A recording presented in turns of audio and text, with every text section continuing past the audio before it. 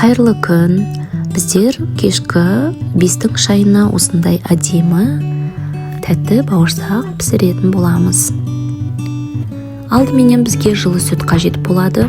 Сүт міндетті түрде жылы болу керек, себебі оған ашытқы қосылады. Біз ашытқыны қосып, қант қосамыз. Қантымен 2 қасық қант қостым. Сіз өз қалауыңыз бойынша қоссаңыз болады. Яғни араластырып отырып, мен онды 3 бөлікке бөлдім. 3 бөліктің бірінші бөлігін саламыз. Бізде сұйық қамыр шығады.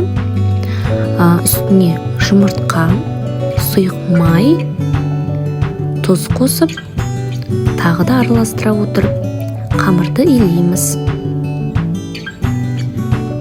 Бізде осындай сұйық қамыр шығады.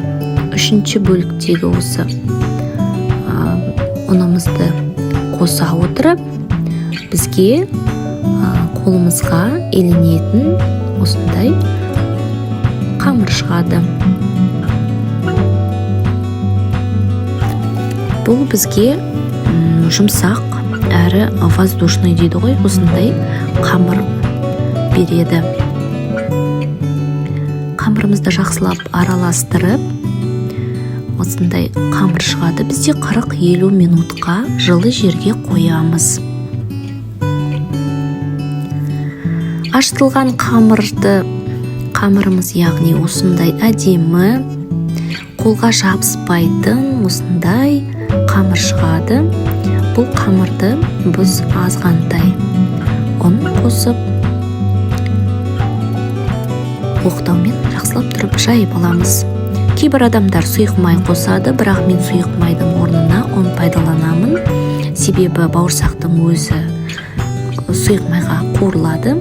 Сондықтан осылай оқтаумен мінекей қараңыздар, жабыспайды. Осындай әдемі бізде қамыр шығады. Қалыңдығы шамамен 5 мм-дей болады. Осындай формочкамен немесе 4 пішті қылып осындай кесіп алсаңыздар болады бауырсақты. Тағы да көтерілу үшін бауырсақтарды осылай қойсаңыз болады.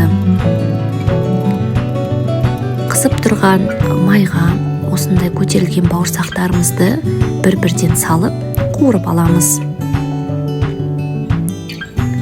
Осы біздің бауырсақтарымыз қызыл әрі әдемі болу үшін шанышқымен осылай араластырып отырып,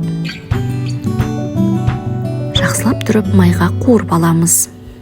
Кейбір адамдар құрғақ сүт пайдаланады, яғни сухой молоко дейді. Ол бізге бауырсақ қытырлату үшін пайдаланады. Осылай дайын болған бауырсақтарымызды сүзгі арқылы сүзіп алып, осындай тарелкаға салып, немесе кесеге қойып, кешкі шайға осындай бауырсақтармен шай ішсеңіз болады. Сізде жасап көріңіз. Барлықтарыңызға ас болсын.